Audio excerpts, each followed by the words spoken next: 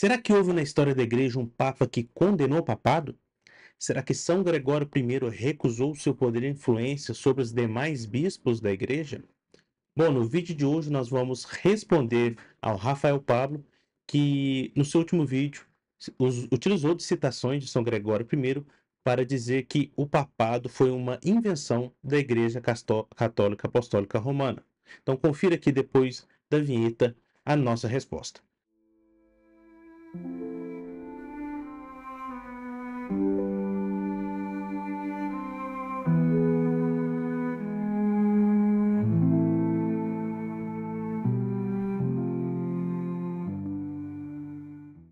Sejam muito bem-vindos ao canal Resgate da Alma. Meu nome é João Vitor Gonçalves. Já deixa aqui embaixo o seu curtir, o seu joinha, o seu like, comente aqui nesse vídeo, compartilhe com seus amigos e não se esqueça de se inscrever aqui no nosso canal, ativar as notificações para que você possa receber em primeira mão todos os nossos conteúdos. Bom, no vídeo de hoje nós vamos responder, né, ao Rafael Pablo, no vídeo que ele disse que o Papa que abalou o papado.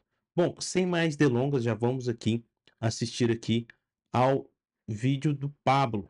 Bom, para a gente não ficar um pouco perdido, né, o Pablo ele faz um vídeo de 33 minutos, e faz uma breve introdução sobre o assunto, e ele vai trazer 4 citações de São Gregório I aqui nesse vídeo. Eu não vou assistir o vídeo completo, tá? Porque ele faz as citações e faz várias conclusões que não se seguem. Ah, então o que que eu vou fazer? A gente vai ouvir aqui, talvez aqui os 6 primeiros minutos para entender a ideia do vídeo, tá? E após isso nós vamos trazer já citações, um pouco de citação da Bíblia, um pouco de citação dos pais da igreja sobre o papado, e depois, no final do vídeo, nós vamos trazer as citações do Gregório I a respeito do papado e algumas contribuições no final do vídeo. Minha ideia não é fazer um vídeo longo, não é fazer um vídeo aqui de 1 hora, mas vamos ver aqui no que vai dar esse react. Você já se perguntou como um homem conseguiu acumular tantos títulos, tanto poder e tamanha autoridade dentro do cristianismo? Bispo de Roma, vigário de Cristo, sucessor do príncipe dos apóstolos, sumo pontífice da Igreja Universal. A lista continua, mas o padrão é o mesmo. Todos esses títulos conferem ao Papa uma posição de supremacia absoluta, uma autoridade incontestável sobre a Igreja de Cristo. Agora, aqui está o grande paradoxo. Como esse modelo hierárquico e centralizador se encaixa nos ensinamentos de Jesus e nos ensinamentos dos apóstolos? Bem, para você ter uma ideia, lá em Mateus capítulo 21, do versículo 25 ao 27, nós temos o seguinte: Jesus os chamou e disse: Vocês sabem que os governantes das nações as dominam e as pessoas importantes exercem poder sobre elas. Não será assim entre vocês. Pelo contrário, quem quiser tornar-se importante entre vocês deverá ser o servo, e quem quiser ser o primeiro deverá ser o escravo. Agora, se Cristo ensinou um modelo de liderança baseado no serviço e na humildade, como a alegada tradição da Igreja Romana se tornou exatamente o oposto disso? Não sei, só sei que é assim. Como o papado se consolidou, como reivindicou uma estrutura de poder absoluto, se os próprios apóstolos jamais requereram tais títulos para si? E mais importante de tudo, será que os primeiros bispos de Roma sempre viram o papado da maneira como a Igreja Católica vê o papado nos dias de hoje? Nesse vídeo aqui, nós vamos explorar as declarações de Gregório I, um papa reconhecido pela própria Igreja Católica Romana, que condenou explicitamente a ideia de um bispo universal. Sim, um dos papas mais influentes da história rejeitou a noção de que o bispo de Roma deveria exercer supremacia sobre toda a igreja. As suas palavras são tão fortes que muitos católicos preferiam que elas nunca tivessem sido registradas. Então, prepare-se, porque nesse vídeo aqui nós vamos abrir a caixa preta do chamado papado. Antes de qualquer coisa, Vamos lá, pessoal. O Rafael Pablo, ele ataca a inteligência dos católicos, né? Ele diz que São Gregório I, ele condenou a noção que nós temos hoje sobre o papado. Isso é interessante porque a Igreja Católica, ela diz que São Gregório é santo, né, que ele é doutor da Igreja, nomeia ele como papa, mas por algum motivo existem algumas cartas obscuras, algumas cartas escondidas, onde esse São Gregório ele depõe contra um dos principais pilares e fundamentos da Igreja Católica Romana, né. É como se a Igreja Católica Romana, em todo a sua opressão contra a verdade, né, toda a sua censura sobre os documentos, ela deixasse escapar ali, né, alguns documentos que, bingo, jogava por terra toda a teologia e dogmática da Igreja Católica, né. Parece um conto de fadas, um conto de ficção científica, isso aí que o Rafael Pablo quer nos propor. Mas nós vamos ver nesse mesmo vídeo algumas citações de Gregório I que vão contra aquilo que o próprio Rafael Pablo está dizendo aqui nesse vídeo. Vamos aqui continuar. Coisa, eu quero deixar claro que nós não estamos aqui para especular ou apresentar meras opiniões pessoais. Nós vamos direto às fontes oficiais da própria Igreja Católica Romana. Vejamos então o que o Catecismo diz sobre os bispos dos bispos, ou o bispo de Roma. O Catecismo da Igreja Católica Romana, lá no seu parágrafo 936 e 937, diz o seguinte: O Senhor fez de São Pedro o fundamento visível de sua igreja. Entregou-lhe suas chaves. O bispo da Igreja de Roma, sucessor de São Pedro, é a cabeça do colégio de bispos, vigário de Cristo, e aqui na terra, pastor da Igreja Universal. O Papa tem por instituição divina poder supremo, pleno, imediato e universal na cura das almas. E o Catecismo também vai dizer lá no parágrafo 882 o seguinte: o Papa, bispo de Roma e sucessor de São Pedro, é o perpétuo e visível princípio fundamental da unidade, quer dos bispos, quer da multidão dos fiéis. O pontífice romano possui na Igreja poder pleno, supremo e universal. Ele pode exercer sempre livremente este seu poder. Não, e você não escutou errado. O Papa tem poder pleno, supremo e universal e pode exercê-lo livremente, ou seja, nada nem ninguém pode restringir o poder do Papa.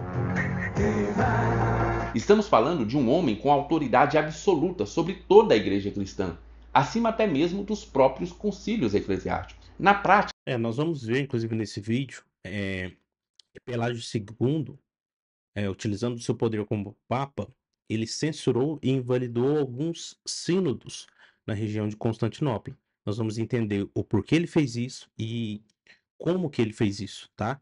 Mas fica claro, um concílio ele só pode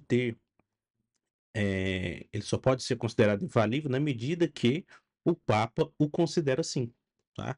É assim que funciona a hierarquia dentro da Igreja Católica Apostólica Romana, né? Nossa figura superior e máxima é o Papa, porque essa é a única maneira pela qual nós podemos garantir a unidade do ensino, a unidade dos dogmas e a unidade da nossa Igreja ao redor do mundo e ao longo dos séculos.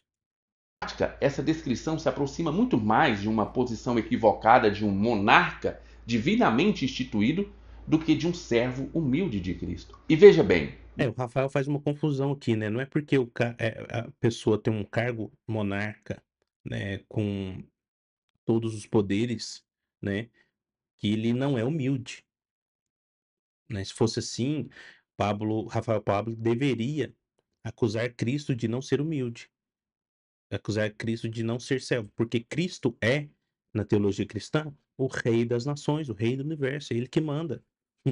Ele é o nosso monarca, né, acima de tudo. Né? Então, só por causa que ele é um monarca absolutista, como Cristo é, ele vai ser uma pessoa desumilde? Não, não tem relação nenhuma com a outra, tá? Então, Rafael Pablo que só faz alguns jogos de palavras para tentar desqualificar aí o papado. não sou eu quem está dizendo isso, são os próprios documentos oficiais da Igreja Católica Romana. Agora, será que essa ideia encontra algum respaldo nas Escrituras? Mais do que isso, será que essa ideia encontra algum respaldo nos primeiros séculos do cristianismo? Ou será que nós estamos lidando com uma criação posterior, desenvolvida muito mais por razões políticas do que por uma autêntica instrução apostólica? Hoje, nós vamos dar uma olhada. Bom, vamos ver aqui, pessoal, se eu consigo mostrar aqui para vocês. Vamos aqui, ó, Mateus 16, 18, 19, texto que é comumente usado por nós católicos com relação à primazia de Pedro sobre os demais apóstolos e, consequentemente, os seus sucessores também, tá? Cristo diz, né, para Pedro: Eu te digo, tu és Pedro, e sobre esta pedra edificarei minha igreja, e as portas do inferno não prevalecerão contra ela. Eu te darei as chaves do reino dos céus. Tudo que ligares na terra será ligado nos céus, e tudo que desligares na terra será desligado nos céus. Aqui, Cristo faz uma coisa muito interessante, muito importante, que ele fez pouquíssimas vezes na história, né? Cristo aqui, o que eu estou dizendo, o próprio Deus, né? Ah, Cristo ele muda o nome de Pedro. Pedro se chamava Simão e agora ele se chama Pedro, né? E Santo Agostinho vai falar que o Pedro, o nome de Pedro, vem da derivação da pedra, né? Na qual a igreja de Cristo é edificada, né? Lá no Velho Testamento, Deus ele faz uma aliança com Abraão, né? Muda o nome dele de Abraão para Abraão, né? E ele faz aquela aliança do Velho Testamento, né? E também Jacó passa a se chamar Israel, né? Uma nova aliança que Deus faz com Jacó. E a mesma coisa acontece aqui com Simão. Cristo faz uma aliança com Simão e muda o nome dele de Simão para Pedro. Uma outra coisa muito interessante é que Cristo dá as chaves do reino dos céus para Pedro. E essa realidade, né, esse termo, dar as chaves do reino para uma pessoa, significa que esta pessoa vai ter um poder governamental sobre aquele reino, né? Isso acontece também lá no Velho Testamento. Eu não lembro quem, né, recebeu as chaves do reino de Davi e teve ali aquele poder de governança ali, né? E aí ele termina, né, o versículo: tudo que ligares na terra será ligado nos céus, e tudo que desligares na terra será desligado nos céus. É por isso que o Papa e até os bispos, né, de uma forma mais geral, têm o poder de comungar, né, de receber uma pessoa, por exemplo, através do batismo, né? Quando uma pessoa é batizada, ela é ligada aos céus, ao corpo de Cristo. E quando uma pessoa é excomungada, ela é desligada do corpo de Cristo, tanto na terra, né, que é a igreja visível, quanto no céu, que é o próprio corpo místico de Cristo. Então, existe sim um poder dado diferenciado a Pedro, né, sobre os demais apóstolos. A gente vai ver isso nos próximos versículos, né? Em João 21, de 15 a 17, Cristo pede para Pedro apacentar as ovelhas. Ele diz: depois de terem comido, Jesus perguntou a Simão Pedro: Simão, filho de João, ama-me mais do que esses? E ele respondeu: sim, Senhor, tu sabes que te amo. Jesus lhe disse: apacenta os meus cordeiros. E Cristo repete isso mais 3 vezes, né? Ah, Pedro, tu me amas? Simão, tu me amas, né? E ele pede para que Pedro apacente as ovelhas, ou seja, ele pede para que Pedro cuide do rebanho de Cristo. Nós sabemos que o rebanho de Cristo é o quê? São os fiéis, toda a igreja, não só a igreja do tempo de Pedro, mas de todos os tempos. Como é então que Pedro poderia cuidar de todos os fiéis de todos os tempos? Através do que nós chamamos de sucessão apostólica. Aquele que sucede Pedro na sua cadeira de bispo, né, ele retém esse poder de apacentar as ovelhas, ele retém o poder das chaves dos céus, né? E é por isso que o papado existe, porque é na posição, né, do Papa, na posição de bispo de Roma, na posição de Pedro, é que esse poder aqui, essa autoridade que Cristo estabeleceu para Pedro, ele é perpetuado ao longo dos séculos. Mais uma citação, Lucas 22, 31, 32. Fortalece os teus irmãos. Simão, Simão, eis que Satanás pediu para peneirar vocês como trigo, mas eu roguei por ti, para que a tua fé não desfaleça. E tu, quando te converteres, fortalece os teus irmãos. Aqui a gente vê que Cristo, ele pede, né, roga a Deus exclusivamente por Pedro e de forma especial por Pedro, para que quando ele fosse se converter, ele nem era convertido ainda, ele fortalecesse seus irmãos na fé. E é exatamente esse o papel do Papa, né, de fortalecer os irmãos na fé, né? Existe uma citação que foi comumente atribuída a São Santo Agostinho, mas ele não disse exatamente essas palavras, né, mas a ideia é essa, né, que Roma locuna causa finita est, ou seja, o que Roma falou, o caso está encerrado. Por quê? Roma, na pessoa do Papa, sucessor de São Pedro, ele estabelece e fortalece os irmãos na fé. Sempre que há um conflito, uma dúvida teológica sobre algum dogma, né, o Papa ele vem e, com assertividade, com a certeza do Espírito Santo, ele proclama um dogma inerrante e infalível, que nos garante nós, como leigos, como clérigos também, a certeza de qual é a fé verdadeira, né, dos apóstolos e dos profetas. Mais alguma coisa interessante aqui? Alguns apontamentos de que Pedro sempre se portou como o líder dos apóstolos. A gente vai ver isso, né? Primeiramente, quando as listas são feitas, né? As listas dos apóstolos são feitas, né? Em Mateus 10:2, Marcos 3:16, Lucas 6:14, Atos 1:13, nós vemos que sempre quem encabeça essa lista é Pedro, né? Ou às vezes até Simão chamado Pedro, João, Tiago, enfim, vai vir na lista aí, né? Uma outra coisa interessante, Pedro, ele, de livre e espontânea vontade, vamos dizer assim, em Atos 1, ele lidera, né, ele inicia e estabelece algo que a gente chama de sucessão apostólica. Foi ele sozinho que chega e fala assim: pessoal, nós precisamos eleger alguém para substituir Judas como apóstolo de Cristo. E eles vão lá e elegem Matias. Então, Matias é a primeira sucessão apostólica registrada, inclusive, nas Escrituras. Quem que liderou, quem que instituiu essa verdade? Apóstolo Pedro. Ele é quem toma as rédeas e ele quem faz a primeira pregação, né? Depois que tem a descida do Espírito Santo no dia de Pentecostes, ele prega, toma a palavra sozinho e prega e converte mais de 3.000 pessoas. Ele é quem realiza o primeiro milagre após a ascensão de Cristo. E é ele o primeiro a receber a revelação do próprio Deus de que os gentios, né, os não-judeus, deveriam ser batizados. Então nós percebemos que em Pedro, novas revelações são recebidas e é ele quem lidera essas revelações, né? Isso é bem interessante, tá? Então, tudo isso aqui contribui para essa ideia de que Pedro possui uma primazia sobre os demais apóstolos e ele tem esse papel de apresentar as ovelhas e confirmá-las na fé, tá?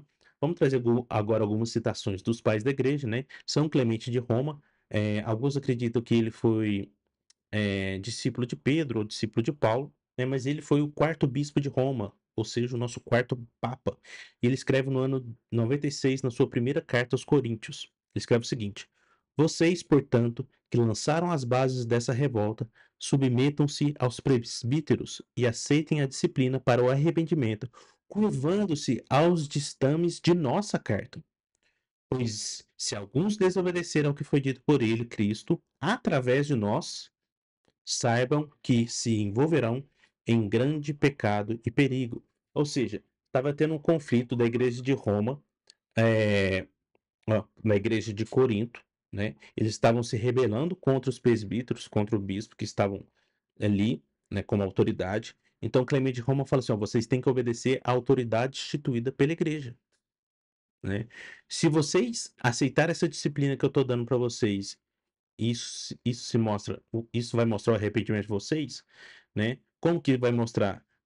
Quando vocês se curvar aos ditames de nossa carta, né? Ou seja, aquilo que Cristo diz através de nós quem? Igreja de Roma, né? Vocês, se vocês recusar o que a gente está dizendo, vocês se envolverão em grande perigo, né? Em grande pecado, né? O que é interessante, nesse ano aqui, São João Apóstolo estava vivo em Éfeso. Ele poderia ter muito bem, no seu papel e na sua importância de autoridade de apóstolo, ter corrigido aqui os erros da igreja de Corinto.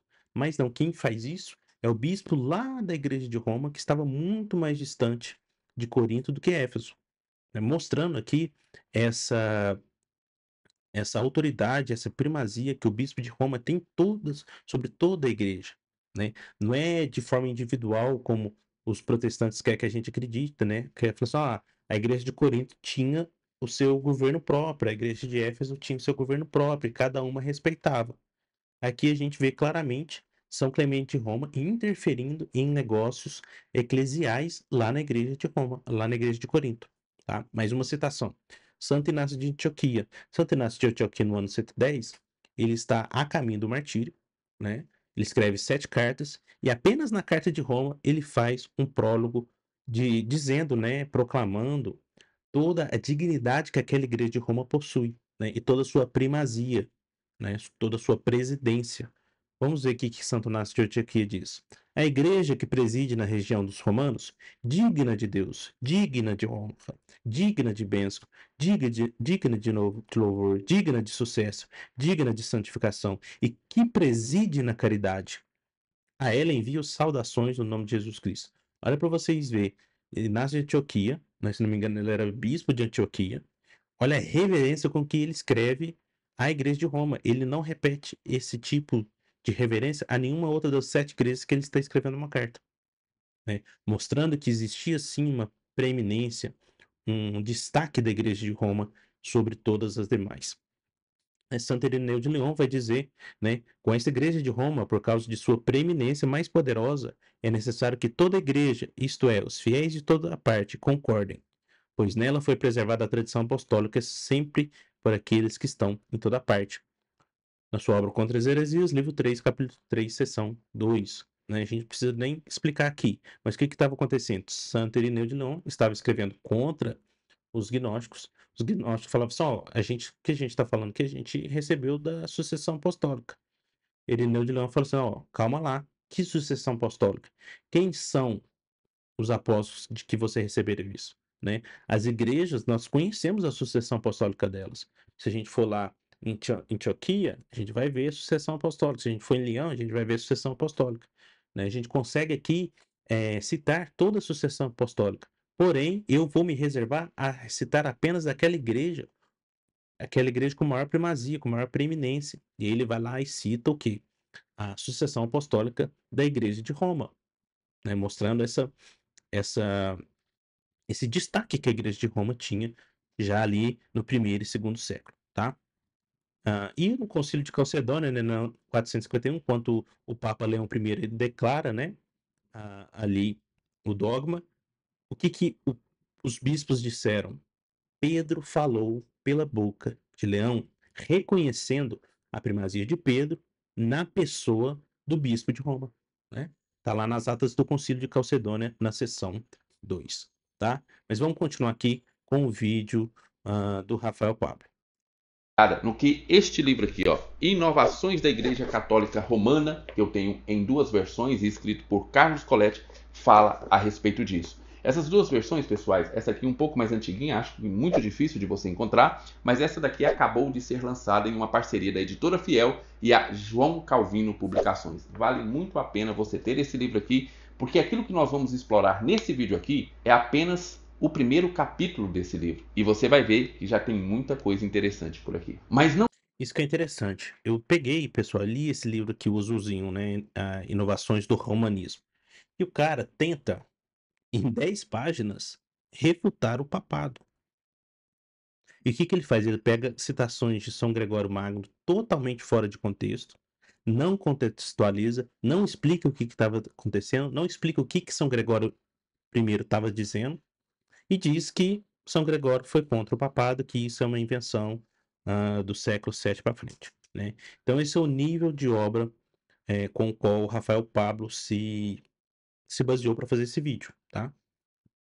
Isso é muito triste, porque vocês vão ver nesse vídeo que o Rafael Pablo não buscou nem mesmo saber se existia alguma resposta católica a esses ataques, né? Mas vamos continuar aqui. Não é só no catecismo romano que nós podemos encontrar esse tipo de afirmação ousada a respeito do Papa. Veja o que disse o cardeal Roberto Bellarmino, um dos principais defensores do papado lá do século XVI.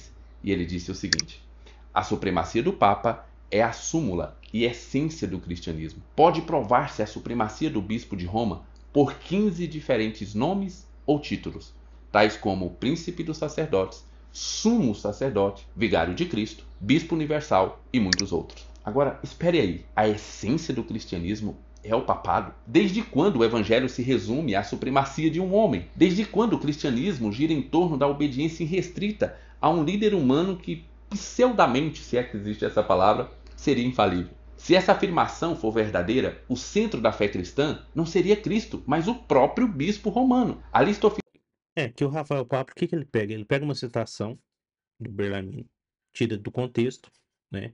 E ele pega um termo que Bellarmino escreve ali, né? Que dá a essência do cristianismo ser o papado, Mas isso não quer dizer que o papado seria a essência do cristianismo, não quer dizer que eu estou negando que Cristo é a essência do cristianismo, né.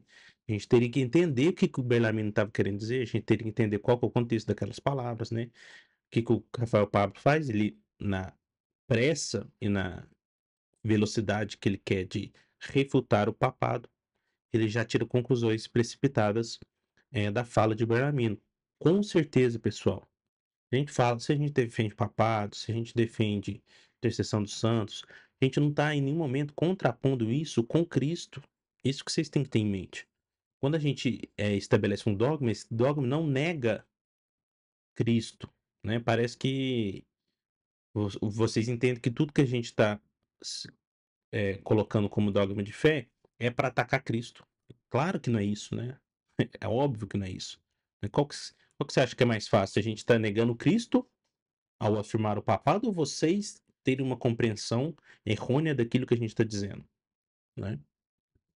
Oficial de títulos do Papa, segundo os documentos católicos, é no mínimo curiosa, para não dizer assustadora. Acompanhe comigo aqueles que eu consegui encontrar.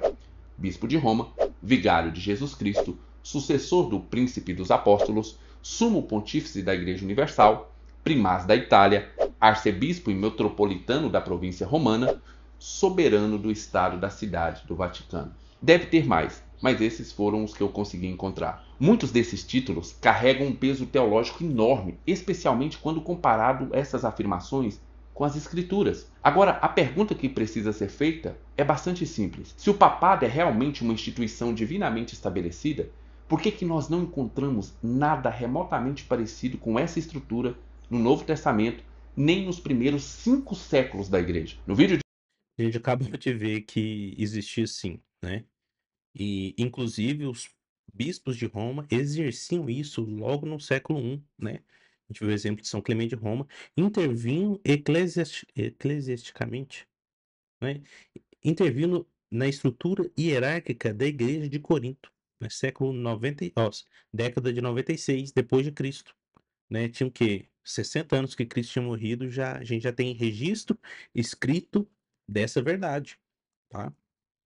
de hoje, nós vamos destruir de uma vez por todas essa ideia de que o bispo de Roma é o bispo universal ou o bispo dos bispos. O que eu vou fazer nesse vídeo aqui, e eu quero que você me acompanhe, é trazer citações que demonstram de forma incontestável que nenhum dos títulos que colocam o bispo de Roma em posição de primazia absoluta foi de uso exclusivo do bispo de Roma nos primeiros 500 anos da igreja. Ou seja, somente a partir do 7º século é que essas inovações começaram a se infiltrar no seio da igreja, assumindo mais tarde a forma de doutrina consolidada. E para ilustrar esse ponto, vejamos Isso aqui já vê que o Rafael Pablo não se preocupou em estudar, porque a frase de Roma locuna causa finita est, que não foi exatamente essa frase dita por Santo Agostinho, né, já é do século V, né? Século VI ali. O próprio Concílio de Calcedônia, século V, que eu citei aqui, né? Então, assim, a gente vê claramente papado antes do século VII. um episódio marcante da história. Em 590 d.C., João, o bispo de Constantinopla, tentou arrogar para si o título de bispo universal. O seu sucessor, João Ciríaco, tentou fazer o mesmo, mas a reação veio de Pelágio II, que, segundo a própria tradição católica apostólica romana, foi o 61º bispo de Roma. Ele rejeitou veementemente esta reivindicação e declarou o seguinte: "Não façais caso", diz ele, "do título universal, que João tão ilegalmente usurpou. Nenhum dos patriarcas jamais usou vocábulo tão profano. Podeis calcular, queridíssimos irmãos, quais os resultados que daí podem provir, quando entre os mesmos sacerdotes se manifestam tão perversos princípios, porque não está longe de quem se disse, ele mesmo é rei sobre todos os filhos da soberba." Agora, aqui está um ponto crucial que nós precisamos prestar atenção. Ele traz essa citação aqui, pessoal, e ele não explica o contexto que estava acontecendo na época, né? João, o bispo de Constantinopla, ele fez um sínodo, né, onde ele se declarava o bispo universal. Em qual sentido? No sentido de que ele seria o único bispo com poderes dos bispos, né, que poderia fazer sacramentalmente o que os bispos fazem, que todos os outros bispos das outras igrejas, todos os líderes das outras igrejas, seja de igreja de Éfeso, de Roma, das igrejas orientais, enfim, todos esses outros bispos seriam apenas representantes deste poder que só existia na pessoa do bispo do bispo de Constantinopla. Então, Pelágio II, como bispo de Roma, ele vai se contrapor exatamente a essa ideia de que o bispo universal exclui o poder dos demais bispos.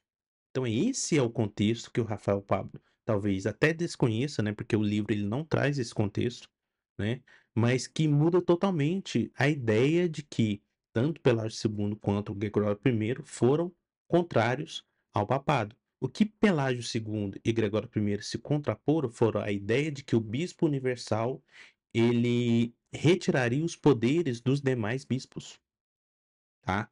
É isso que Pelágio II e Gregório I condenam, tá?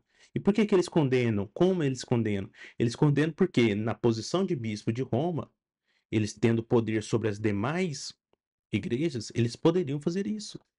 Senão, como que eles poderiam exercer essa autoridade se não existia essa autoridade, tá? A gente vai ver isso mais claramente nas citações que eu vou trazer, tá?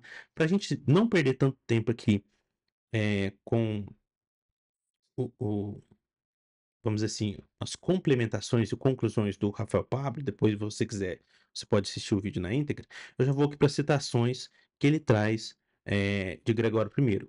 Agora que eu já expliquei para vocês o contexto histórico, percebam que as citações de Gregório I não anulam em nenhum momento a questão do papado. Suas declarações mais contundentes a respeito desse tema. Ele diz o seguinte: meus consacerdotes, João pretende ser chamado bispo universal. Isso obriga-me a exclamar: ó tempos, ó costumes. Os sacerdotes pretendem para si títulos de vaidade e se gloriam com nomes novos e profanos. Acaso defendo eu nisto minha própria causa? Acaso vingo eu minha própria injúria? Ou melhor, a do onipotente Deus e de toda a igreja? Repilam os cristãos esse nome de blasfêmia, que rouba a honra de todos os sacerdotes, a qual um só loucamente arroga para si. Olha aqui, pessoal, vamos ler agora entendendo o contexto. Olha, o Gregório I ele já começa, ó, meus consacerdotes, ou seja, reafirmando que todos os bispos são sacerdotes, né? Por exemplo, quando nós chamamos o bispo de Roma como o sumo sacerdote, é porque existem outros sacerdotes, né? Então ele fala, ó, João pretende ser chamado bispo universal, né? E ele fala assim, acaso defendo eu nisto minha própria causa? Ou seja, por que que ele diria isso, né? Se ele não pudesse fazer isso? Ele, como sendo bispo de Roma, ele poderia sim, né, entre aspas, dizer que é o bispo universal, mas ele não faz isso. É isso que ele está dizendo aqui. Ó, repilam os cristãos esse nome de blasfêmia que faz o quê? Ó?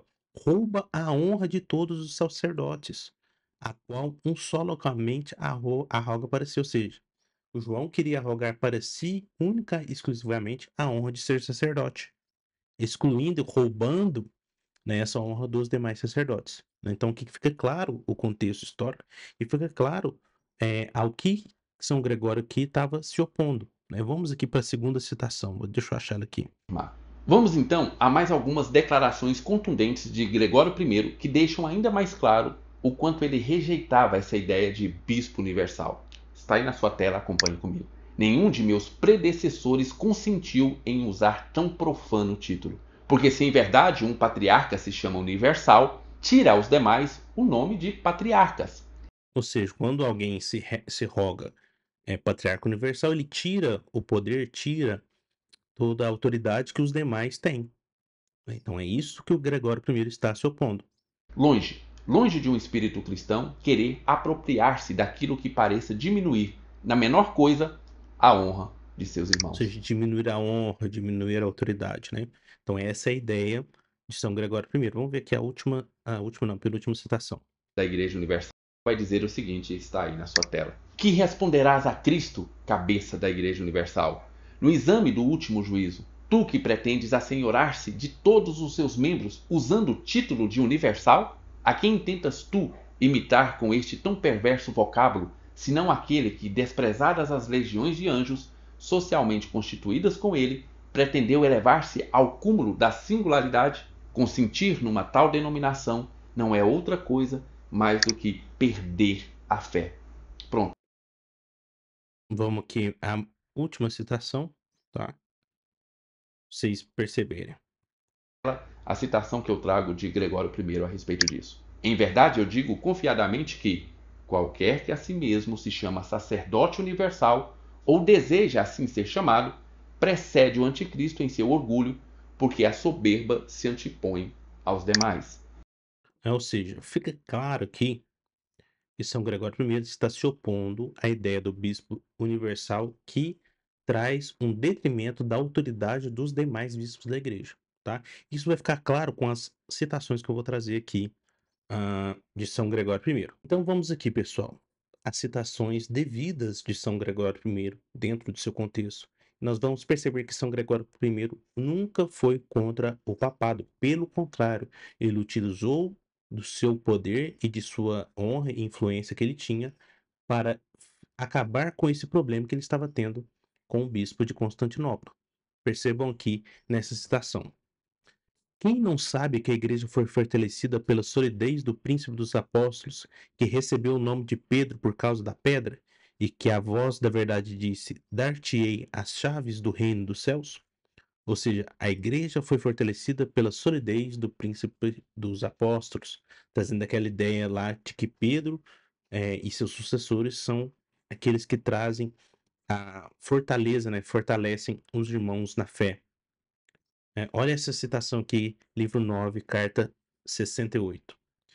Seja então do conhecimento da vossa fraternidade que João, antigo bispo da cidade de Constantinopla, contra Deus, contra a paz da igreja, para o desprezo e injúria de todos os sacerdotes, excedeu os limites da modéstia e de sua própria medida, e usurpou ilegalmente no sínodo o título orgulhoso e pestilento de ecumênico, isto é, universal.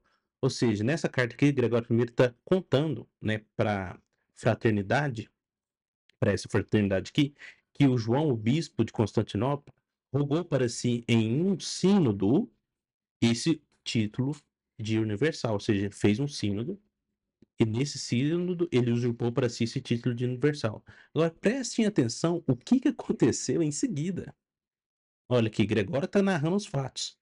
Quando o nosso predecessor Pelágio II, que foi citado no vídeo do Rafael Pablo, de abençoada memória, tomou conhecimento disso, ele anulou por meio de uma censura totalmente válida todos os procedimentos daquele mesmo sínodo.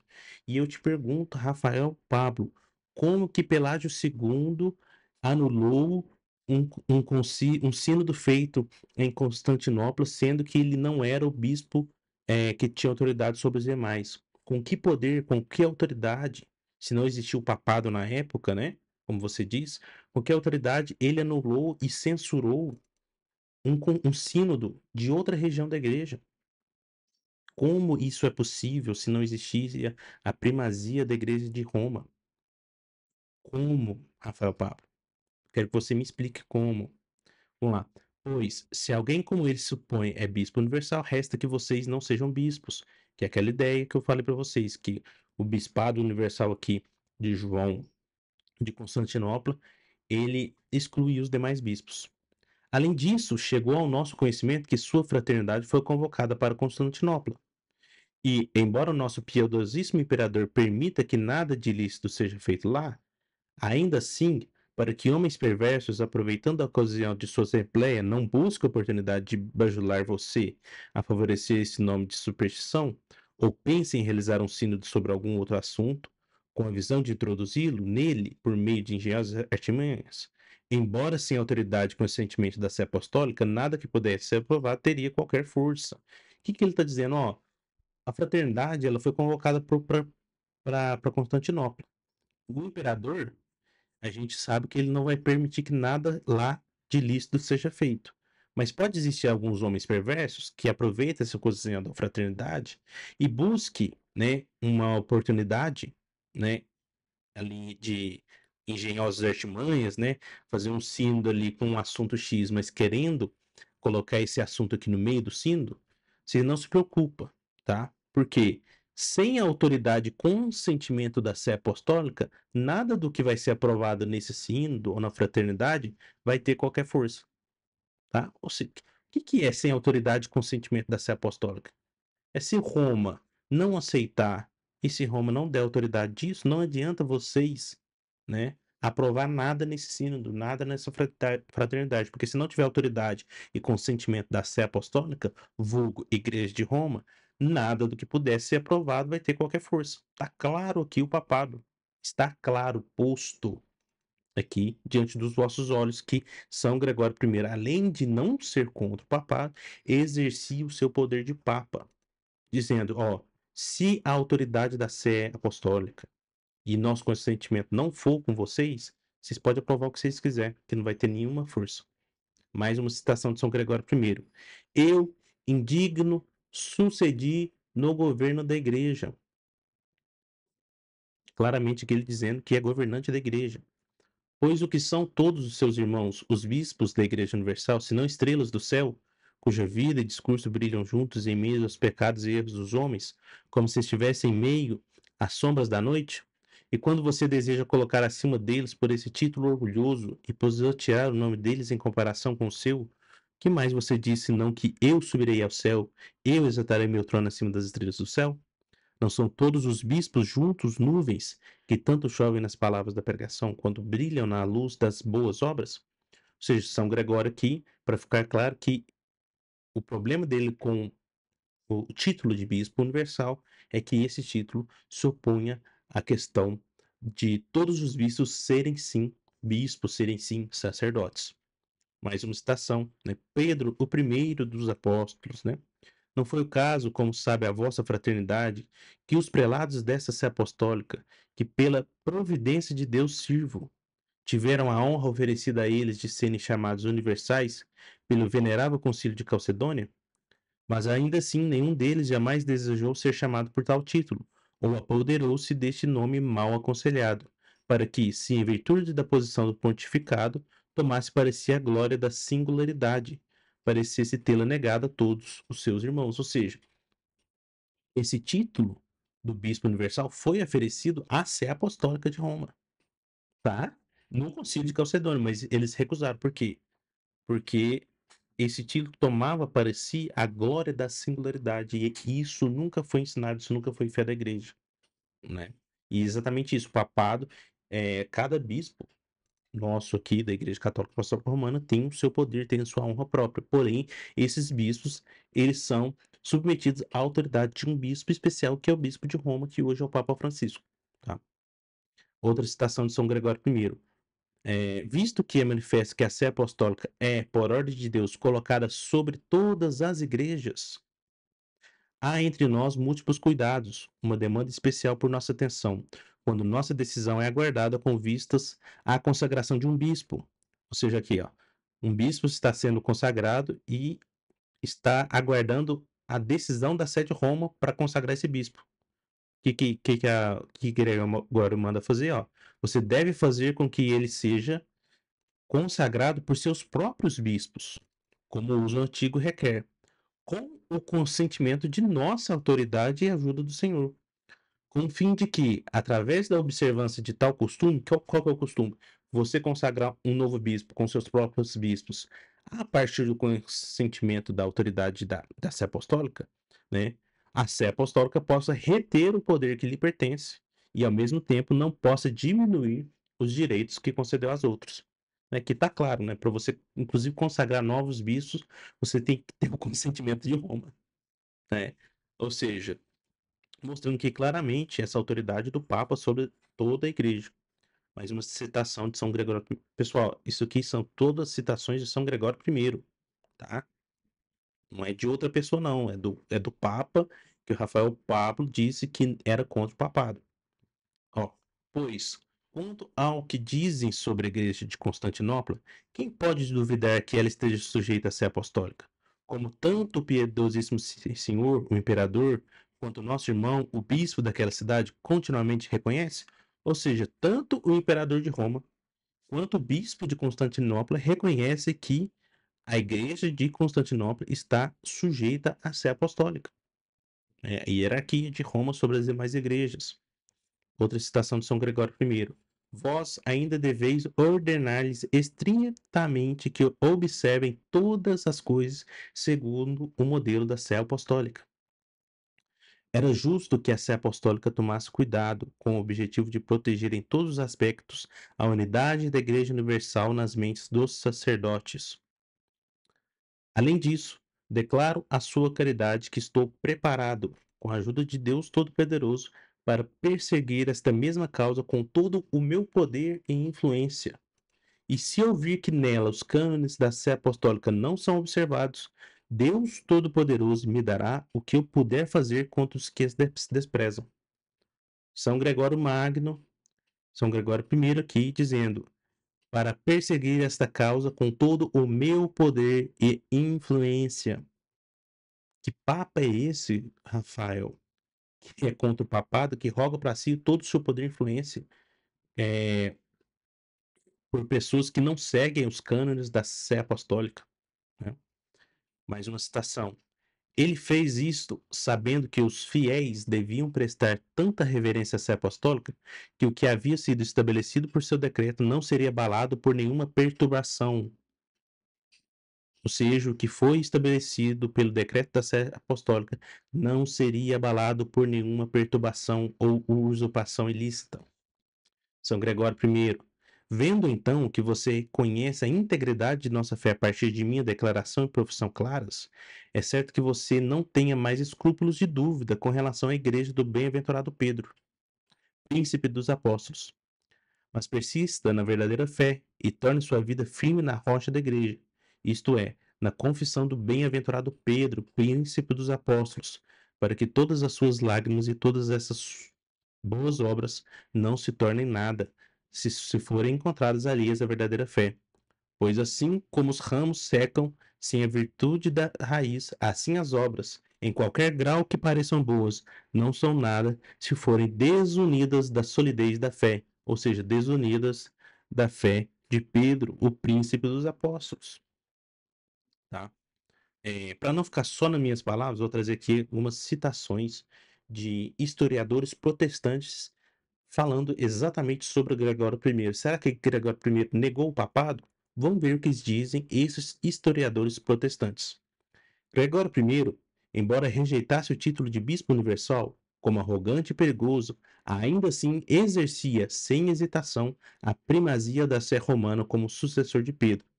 Ele se considerava o líder da Igreja Ocidental e agia como tal, intervindo em questões eclesiásticas em várias partes do mundo cristão.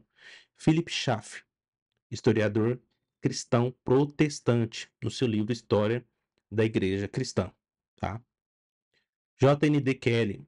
Gregório Magno rejeitou o título de bispo universal, não porque negasse a primazia de Roma, mas porque considerava que tal título diminuía a dignidade dos outros bispos. Ele, no entanto, via a sé romana como a cátedra de Pedro, com uma responsabilidade especial de preservar a unidade da igreja. Tá? Alistair McGrath. Gregório I rejeitou o título de bispo universal por razões teológicas e pastorais, mas isso não significa que ele negasse a primazia de Roma. Pelo contrário, ele via a sé romana como a herdeira da autoridade de Pedro e agia consistentemente como líder da Igreja Ocidental. Mais um autor protestante historiador. Jaroslav Pelikan. Gregório I rejeitou o título de bispo universal por causa da sua visão de que a autoridade na igreja deveria ser compartilhada entre os bispos. No entanto, ele nunca questionou a primazia de Roma como a sé de Pedro, com uma responsabilidade única sobre a igreja universal. Tá? Então, pessoal, fica claro aqui, com as devidas citações, com as devidas colocações, contexto histórico, e inclusive com citações dos próprios protestantes, de que Gregório I jamais negou o papado, tá? Bom, se você gostou desse vídeo, não se esqueça de curtir, de deixar seu comentário, compartilhar com seus amigos, se inscrever, ativar o sininho de notificações para que você receba os próximos conteúdos em primeira mão. Desde já agradeço aqui, né? Fique com Deus, salve Maria e viva Cristo Rei.